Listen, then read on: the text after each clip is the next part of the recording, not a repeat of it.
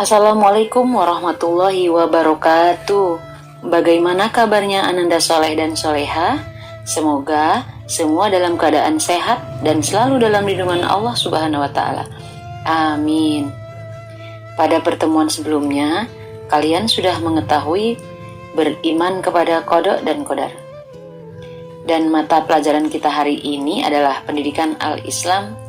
Materi kita tentang juhud dan qanaah. Silahkan kalian simak video ini ya. Pengertian juhud. Juhud menurut bahasa artinya berpaling dan meninggalkan sesuatu.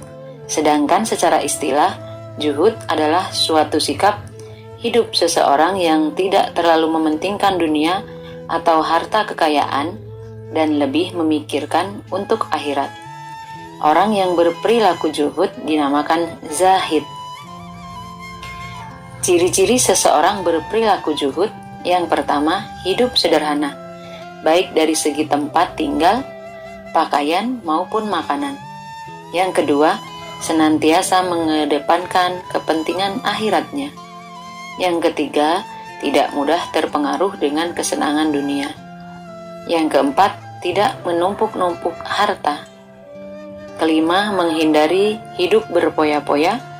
Yang keenam, sangat berhati-hati dalam memperoleh atau mencari nafkah. Hadis tentang juhud. Di bawah ini adalah hadis yang akan menjelaskan tentang zuhud. A'udzubillahi minasyaitonirrajim. Bismillahirrahmanirrahim. Izhad fid dunya yuhibbukallahu wajhad fi ma fi aidin nasi yuhibbuk. Juhudlah pada dunia, Allah akan mencintaimu. Juhudlah pada apa yang ada di sisi manusia, manusia pun akan mencintaimu. Hadis riwayat Ibnu Majah. Selanjutnya, hikmah juhud. Hikmah juhud yang pertama, tidak terlena dengan kemewahan dunia. Yang kedua, hatinya tidak mudah gelisah dan sedih. Ketiga, hidupnya tentram dan damai. Keempat, tidak sombong. Kelima, sabar dalam menghadapi cobaan. Selanjutnya, pengertian qanaah. Qanaah artinya, menurut bahasa berarti merasa cukup. Sedangkan menurut istilah, qanaah berarti merasa cukup atas apa yang telah dikaruniakan oleh Allah Subhanahu wa Ta'ala. Dengan sifat qanaah, seseorang dapat menjauhkan dirinya dari sifat tamak. Ciri-ciri seseorang berperilaku qanaah. 1. Tidak membuat seseorang mudah berputus asa ketika mendapat ujian dari Allah Subhanahu wa Ta'ala, baik berupa ketakutan, kelaparan maupun kekurangan harta benda. Yang kedua, merasa cukup dengan apa yang dia terima meskipun sedikit. Ia akan lebih mengutamakan kebutuhan daripada keinginan. Hadis tentang qanaah. A'udzubillahi minasyaitonirrajim. Bismillahirrahmanirrahim.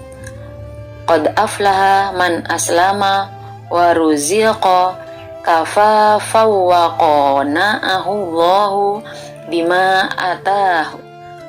Sungguh beruntung orang yang masuk Islam mendapat rezeki secukupnya, dan ia merasa cukup dengan apa yang telah Allah berikan kepadanya. Hadis riwayat Muslim. Selanjutnya, hikmah qanaah. Yang pertama, meningkatkan keimanan dan ketakwaan kepada Allah Subhanahu wa Ta'ala. Yang kedua, terhindar dari sifat tamak dan dengki.